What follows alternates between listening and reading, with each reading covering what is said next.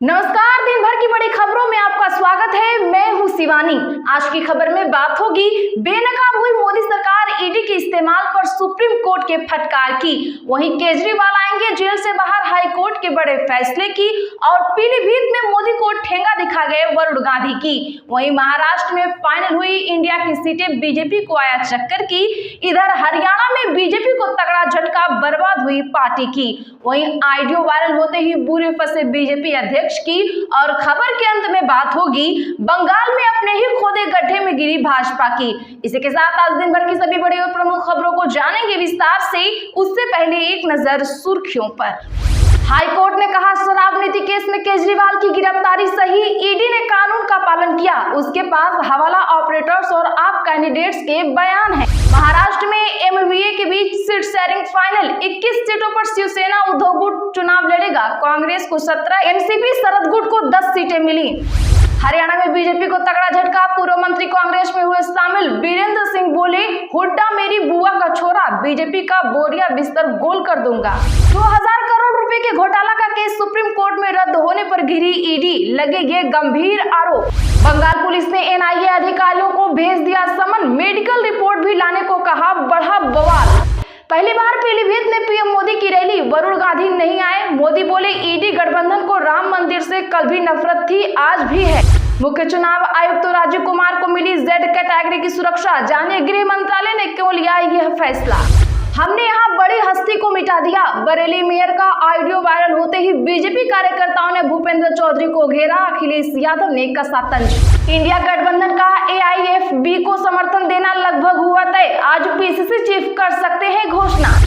पप्पू यादव को घेरने के लिए राहुल गांधी के साथ तेजस्वी कर सकते हैं जनसभा, पूर्णिया में आरजेडी की रणनीति से टेंशन में कांग्रेस नेता। टीएमसी सांसदों का सेंट्रल एजेंसीज के खिलाफ धरना जारी, ईडी, सीबीआई और एनआईए के डायरेक्टर्स को हटाने की मांग पर अड़े आपका समर्थन।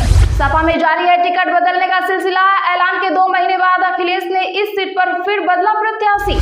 एलजी ने लिखा गृह मंत्रालय को पत्र, टेंशन में आम विधायक, दिल्ली में राष्ट्रपति शासन का सता रहा डर। केंद्र और कोस्ट गार्ड को सुप्रीम कोर्ट की फटकार, कहा महिलाओं को अस्थायी कमीशन दें वरना हम देंगे, नारी शक्ति की बातें अमल में लाएं। अनंतनाग से लोकसभा चुनाव लड़ेंगे या नहीं, गुलाम नबी आजाद ने बताया क्या है उनका प्लान। ऐसे नेताओं को धक्के देकर बाहर निकाल देता, बेनीवाल के बयान के बाद कांग्रेस ने 3 नेताओं को किया निलंबित। जले घर बनाने का वादा किया, अब सरकार गायब। मणिपुर में लोग बीजेपी से नाराज, बोले न पानी न राशन, कैसे जिए हम। लोकसभा चुनाव 2024 के तहत चुनाव आयोग ने कहा बंगाल में चुनाव में इस्तेमाल होने वाली सभी गाड़ियां पर जीपीएस लगेगा, सुरक्षा बलों की 100 और कंपनियां होंगी तैनात। सऊदी प्रिंस ने पाकिस्तानी पीएम से कश्मीर पर बात की, बिन सलमान ने शहबाज से कहा बातचीत से विवाद सुलझाएं, यह शांति के लिए है जरूरी। चले जानते हैं अब बड़ी और प्रमुख खबरों को विस्तार से। उससे पहले एक लाइक जरूर कर दें।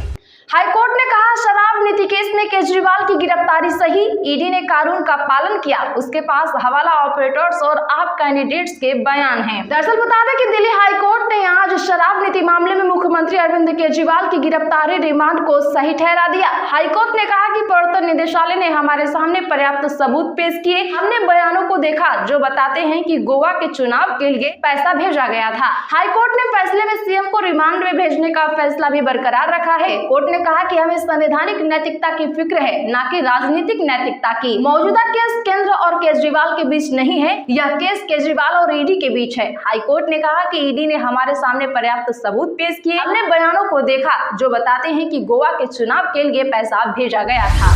महाराष्ट्र में एमवीए के बीच सीट शेयरिंग हुई फाइनल। जी हां, बता दें कि महाराष्ट्र के विपक्षी गठबंधन महाविकास आघाड़ी के बीच लोकसभा चुनाव के लिए सीट शेयरिंग का फार्मूला तय हो गया है। महाराष्ट्र की 48 में से 21 सीटों पर शिवसेना उद्धव गुट, 17 सीटों पर कांग्रेस और 10 सीटों पर एनसीपी शरद गुट अपने उम्मीदवार उतारेगी। मिली जानकारी के मुताबिक मुंबई में तीनों दलों की ज्वाइंट प्रेस कॉन्फ्रेंस में इस सीट शेयरिंग के फार्मूले का ऐलान किया गया है। एमवीए नेताओं के बीच मुंबई साउथ सेंट्रल, भिवंडी, सांगली और सतारा सीट को लेकर भी सहमति बन गई है। इन सीटों पर तीनों के बीच विवाद की स्थिति बन गई थी।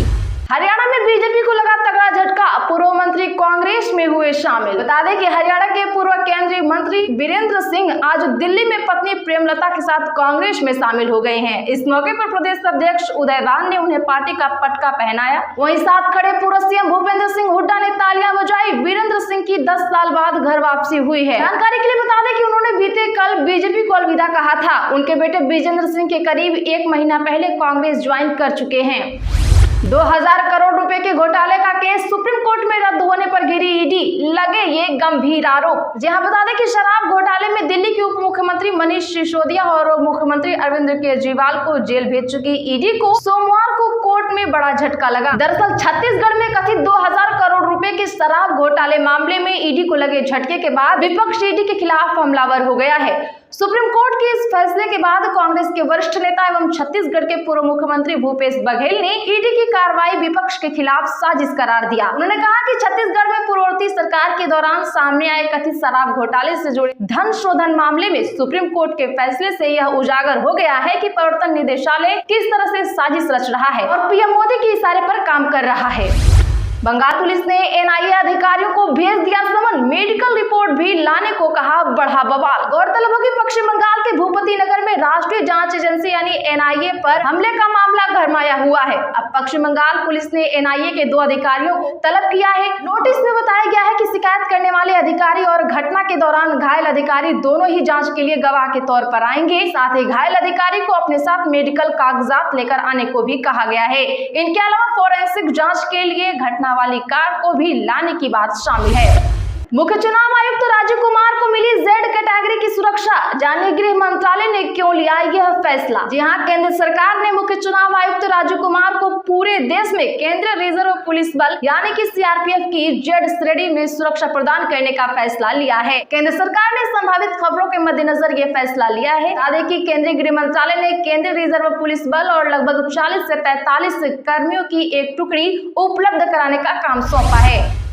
हमने यहाँ बड़ी हस्ती को मिटा दिया है, बरेली मेयर का ऑडियो वायरल होते ही बीजेपी कार्यकर्ताओं ने भूपेंद्र चौधरी को घेरा। जी हाँ, भारतीय जनता पार्टी ने बरेली में 8 बार के सांसद रह चुके संतोष गंगवार को इस बार टिकट नहीं दिया है। उनकी जगह छत्रपाल गंगवार को चुनावी मैदान में उतारा गया है। हालांकि इसको लेकर बीजेपी कार्यकर्ताओं में नाराजगी है। इस बीच बरेली के मेयर उमेश गौतम का एक ऑडियो वायरल हो रहा है जिसमें वो संतोष गंगवार पर अभद्र टिप्पणी कर रहे हैं।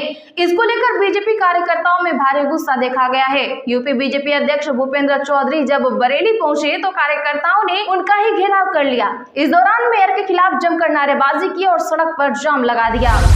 इंडिया गठबंधन का एआईएफबी को समर्थन देना लगभग तय, आज पीसीसी चीफ कर सकते हैं घोषणा। दरअसल बता दें कि मध्य प्रदेश की सबसे चर्चित लोकसभा सीट खजुराहो में इंडिया गठबंधन की ओर से सपा के प्रत्याशी मीरा यादव का नामांकन निरस्त होने के बाद बीजेपी खेमे में जहां खुशी की लहर है तो वहीं कांग्रेस अब बीजेपी प्रत्याशी वीडी शर्मा को घेरने की नई रणनीति बना रहा है। बता दें कि कांग्रेस खजुराहो में ऑल इंडिया फॉरवर्ड ब्लॉक यानी कि एआईएफबी के प्रत्याशी रिटायर्ड आईएएस राजा भैया प्रजापति को समर्थन देने जा रही है।